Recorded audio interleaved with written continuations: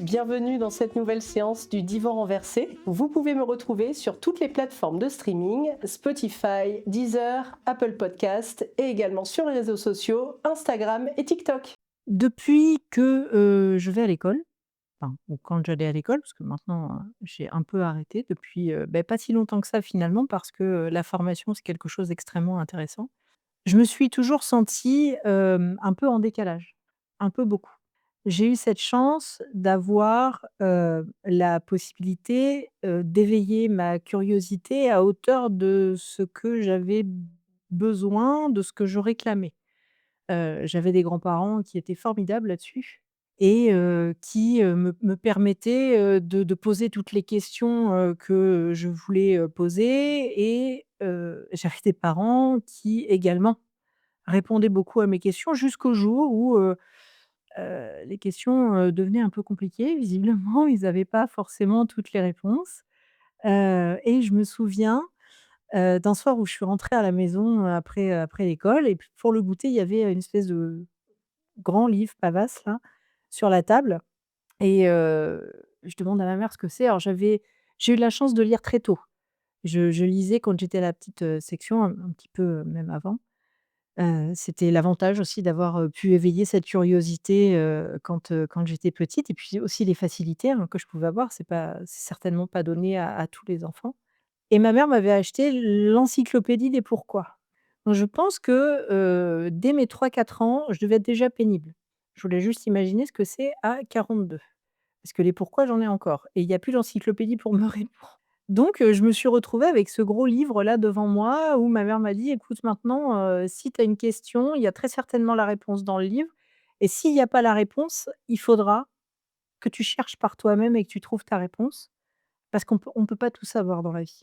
Alors déjà, une adulte qui me dit: «On peut pas tout savoir dans la vie», moi ça m'a pas super donné envie d'être adulte, ce que je voulais moi, c'est tout savoir, tout le temps, tout comprendre, savoir, pourquoi il y avait ci, pourquoi il y avait ça et c'était vraiment assez boulimique, en fait et ce côté un petit peu, curieux, décalé, je l'ai retrouvé aussi dans mes liens sociaux. Hem, En fait, c'est l'année dernière, j'ai revu une, une copine de la petite école. On était tout le temps ensemble, en plus c'était une de mes voisines et j'avais moi pour souvenir d'être assez souvent, toute seule, quand, c'était les récrés, les choses comme ça. Et puis en fin de compte, elle m'a dit: «Bah non, on était souvent ensemble». Alors avec elle bien sûr, ça je m'en souvenais, mais on jouait, il y avait pas de souci et je me pensais à l'école, élémentaire et cours moyen, plutôt moyenne en fait comme élève, pas exceptionnelle. Toujours avec autant de curiosité, mais pas forcément performante, au niveau de l'école et là, elle m'a dit complètement le contraire. Elle m'a dit: «Bah non, pas du tout, tu faisais partie des têtes de classe, enfin, tu te rappelles pas?» Bah non, ouais, je me rappelle pas. Je m'en souvenais pas du tout, j'avais absolument pas cette notion-là de moi et ça m'a énormément, alors déjà un étonnée et 2 ça a un peu chamboulé la manière dont j'ai pu, en fait, percevoir les choses quand j'étais enfant. C'est-à-dire que j'avais cette impression d'être une enfant moyenne, avec des difficultés, alors que j'étais une enfant brillante, avec peu de difficultés. Moi, mes seules difficultés, c'était vous me donniez des chiffres, c'était, ça restait quand même un peu compliqué. Il m'a fallu beaucoup de temps pour admettre que les chiffres, c'était pas compliqué et que c'était aussi facile que les lettres. Il fallait juste apprendre et recracher. Quand je suis arrivée ensuite, à l'école, les relations sociales sont devenues, un peu, en fait, c'est très ambivalent parce qu'il y a ce côté où on peut éventuellement, penser que je suis très extravertie, très facile d'accès, ce qui est vrai, en soi, quand, je suis avec mes collègues, ça se passe très bien, je suis un peu en plus leader, dans la façon d'être. Mais en fait, j'ai une part de moi où je n'aime pas, du tout, être mise au centre, en fait, dans la lumière. Alors vous allez me dire: «Elle aime pas être dans la lumière, elle fait des vidéos sur YouTube, bravo». Bah, oui, j'aime pas être dans la lumière et j'ai pas choisi le métier d'analyste par hasard.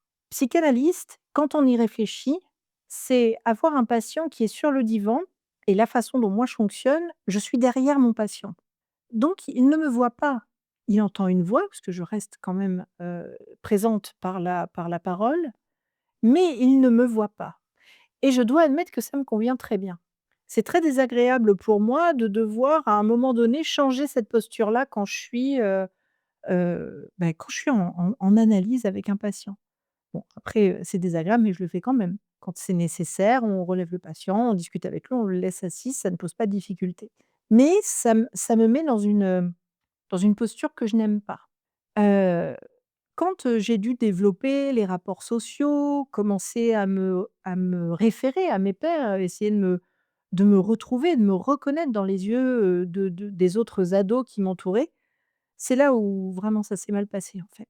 Hem, je suis arrivée dans un moment et ben, je ne me reconnaissais dans le regard de personne. Mais quand je dis dans le regard, c'est pas par rapport au regard de l'autre.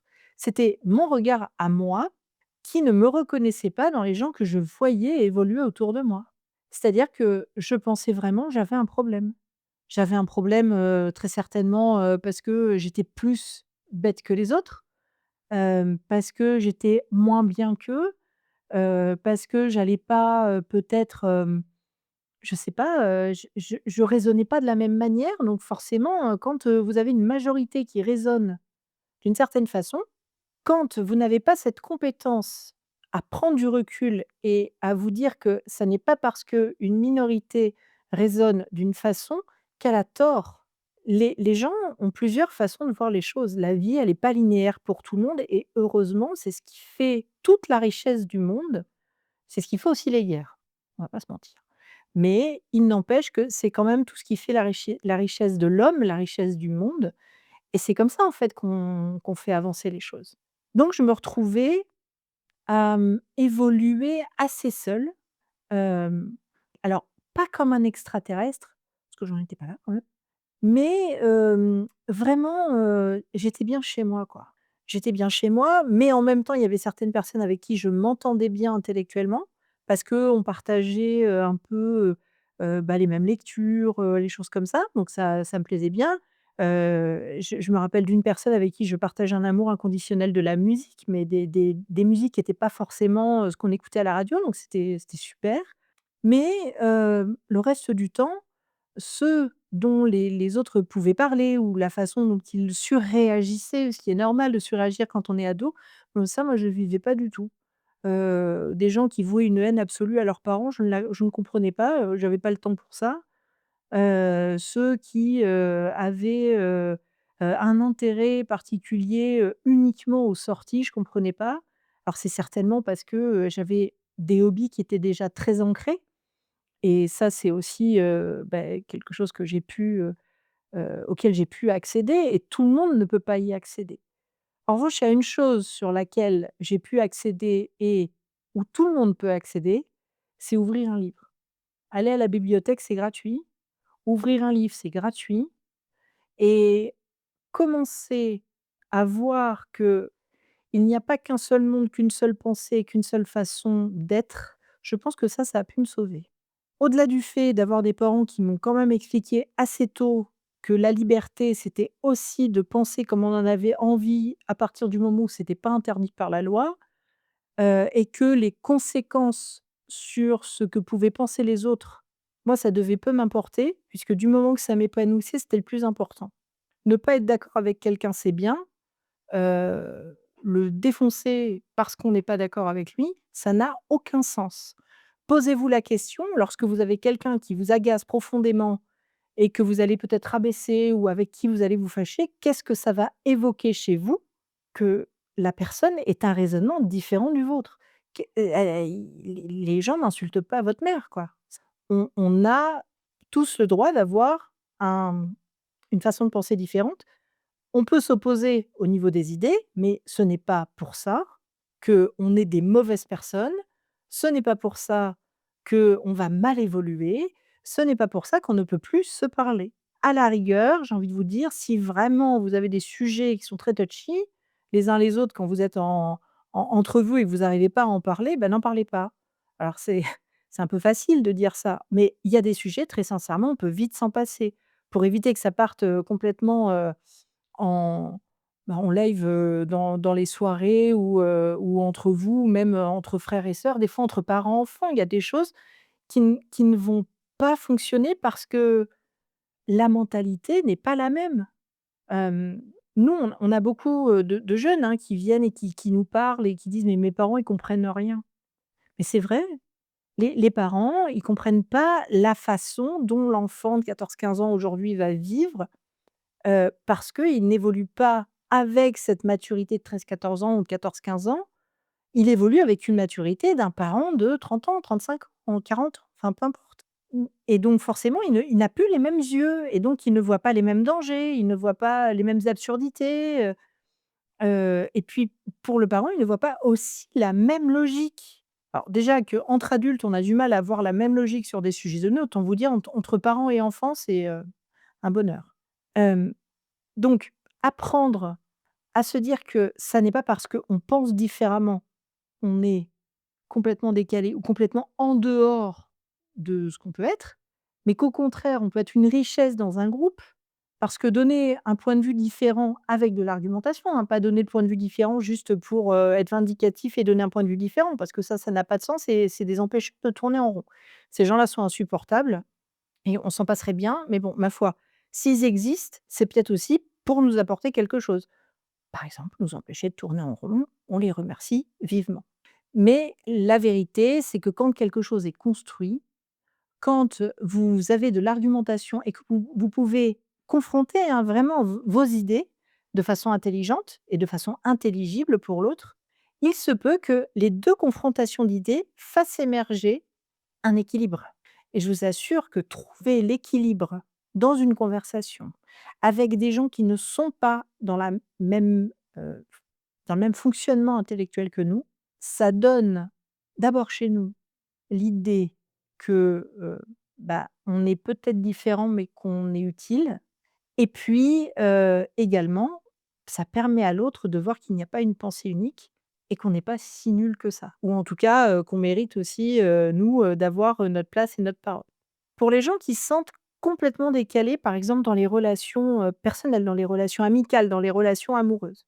Souvent on dit: «Ah bah, il faut trouver quelqu'un qui te ressemble, qui soit comme toi». Bon, bah, des fois on trouve pas, hein, c'est un peu compliqué, les façons de fonctionner sont un peu particulières. Alors là, je parle de façon générale, je suis pas en train de parler, de la personne, qui, par exemple, peut avoir un trouble, un trouble du développement, ou être neuroatypique ou encore, pour certains, certains types de hauts potentiels, qu'ils soient intellectuels, émotionnels, tout ça. C'est des fonctionnements, hein, qui sont différents, mais c'est pas ces gens-là ne sont pas différents. Ça se passe c'est neurologique, c'est pas grave, il y a ça tout s'explique. Et ces gens-là, ils évoluent quand même, dans le monde qui les entoure. Ce sont des gens qui, ont le même travail que quelqu'un qui n'a pas cette atypie. Il va réagir différemment. Effectivement, souvent il y a des hyperémotions qui arrivent, il y a des réactions, qui sont un peu, peut-être, qui sont différentes, mais qui peuvent aussi être un peu, exacerbés. Ce n'est pas pour ça que ces gens-là, sont des extraterrestres et ne méritent pas d'être inclus en fait dans dans le groupe. J'ai cette impression, quand on est très à l'aise avec le fait, de fonctionner un peu différemment, hem, de le savoir, de l'admettre, d'évoluer avec ça. De travailler en équipe. Alors, quand on travaille en équipe et qu'on en est conscient de cette différence, j'aime pas dire différence, cette atypie, de ce petit cadeau que nous fait, la vie ou de ce gros fardeau, des fois qu'elle nous fait aussi, hein, parce que c'est pas évident tous les matins. Mais en fait, souvent, il faut avoir un peu de recul et puis de l'humour aussi. Parce que, moi je le vois, j'ai des collègues, des fois, ils se moquent un peu, sur certains points, de temps en temps, le fait que je sois très active dans ma tête et puis, je leur fais part de mes idées et souvent ils me disent: «Tu nous fatigues», pas que mes collègues d'ailleurs, j'ai un conjoint qui me dit ça: «Je le fatigue fréquemment».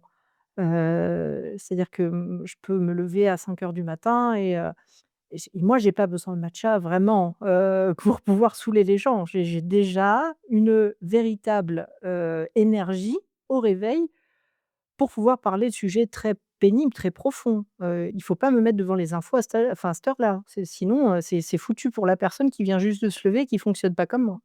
Ça m'est déjà arrivé, hein, de me faire allumer en disant: «Écoute, il est trop tôt, tais-toi, enfin, tu commenceras à parler à 7:15 parce que là, 5 heures, c'est c'est trop tôt, ça ne va pas». Et en fait, bah, je l'ai pris avec légèreté, avec humour et je me suis dit: «Bah, oui, parce qu'on comme on n'est pas tous pareils, ça fait pas de moi quelqu'un de différent, ça fait juste de moi quelqu'un qui me lève peut-être trop tôt». C'est comme ça que j'ai vu les choses et finalement, c'est peut-être pas plus mal de voir les choses de cette façon-là parce que, si je dois tout mal prendre, si, je dois penser que, ben, en fait, je fonctionnerai jamais comme tout le monde, et que ça marchera jamais avec personne, je peux considérer que j'aurai jamais d'amis, ce qui est faux parce que j'ai peu d'amis, mais le peu que j'ai, je peux vous dire que ce sont des gens qui sont incroyables. Hem, que je réussirai jamais, en fait, à travailler en équipe. Je crois que c'est faux puisque je travaille en équipe. Même si j'ai un travail solo, il n'empêche que j'ai une équipe avec laquelle je travaille sur ma spécialité et puis, surtout, je pense que quand on est une multitude de personnes qui avons des points de vue différents et une façon de fonctionner différente, c'est là où on crée les meilleurs moments déjà, les meilleurs projets, ça c'est vrai, des gros comme des petits et puis, c'est là aussi où soi-même, on continue à grandir et grandir, j'ai l'impression qu'on ne peut pas le faire qu'à l'intérieur de soi. Grandir, on le fait aussi souvent au contact des autres. Être dans l'idée que quelqu'un nous a apporté du plus, que, quelqu'un nous a apporté du mieux parce qu'on a eu une conversation intéressante. Se dire que peut-être que penser comme la personne nous l'a présenté, c'est un argument qui était assez fort pour nous dire que si on l'adaptait à nous, ça nous faciliterait et je réitère et vous verrez, hein, dans les vidéos au fur et à mesure, je le dirai à peu près 150 fois, facilitez-vous la vie, vous vous mettez déjà largement assez de bâtons dans les roues. Dès que vous pouvez vous faciliter, faites-le, la personne que vous êtes vous remerciera, quand, elle sera confrontée à une problématique. L'idée, c'est, de trouver des bonnes personnes parce que fréquemment, vous pouvez avoir des environnements très délétères pour la manière dont vous fonctionnez. Alors des fois, on est obligé de se les coltiner, hein, ça, on va pas se mentir, quand on est au boulot et qu'on a, une bande de personnes, qui, bah, ne fonctionneront jamais comme nous, qui sont très, obtus de pensée et qui, eux, vont considérer que vous êtes dans le faux. Est-ce que c'est vraiment la peine, à un moment donné, de se bagarrer avec ces gens-là? Je vous entends déjà me dire: «Oui, mais nous, on passe 8 heures de rang avec des gens, qui pensent que, on n'est pas dans le vrai». Alors oui, c'est vrai, c'est pas facile de vivre 8 heures de rang avec, des personnes qui nous considèrent mal, en tout cas qui nous considèrent pas tels que nous sommes, c'est-à-dire juste avec des idées différentes de des vôtres, enfin des leurs. Est-ce que vous épuisez pas plus votre pensée à essayer de faire une place et de vous inclure dans un groupe plutôt que de dire: «Oui».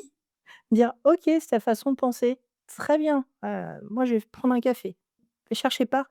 Vous allez pour beaucoup vous épuiser plus à essayer d'avoir des relations humaines qui ne mèneront à rien que d'avoir une possibilité de vous sentir bien dans l'environnement que vous pourriez créer, qui serait peut-être beaucoup plus restreint, mais qui serait beaucoup plus sain.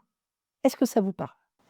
Merci beaucoup d'avoir été à l'écoute de cette séance. On se retrouve pour notre prochaine consultation dans 15 jours. Si vous le souhaitez, vous pouvez partager, n'hésitez pas à vous abonner. Vous pouvez me retrouver sur toutes les plateformes de streaming, Deezer, Spotify, Apple Podcast, mais également sur les réseaux sociaux Instagram et TikTok. Et n'oubliez pas, je suis également sur YouTube. À bientôt mes inconscients.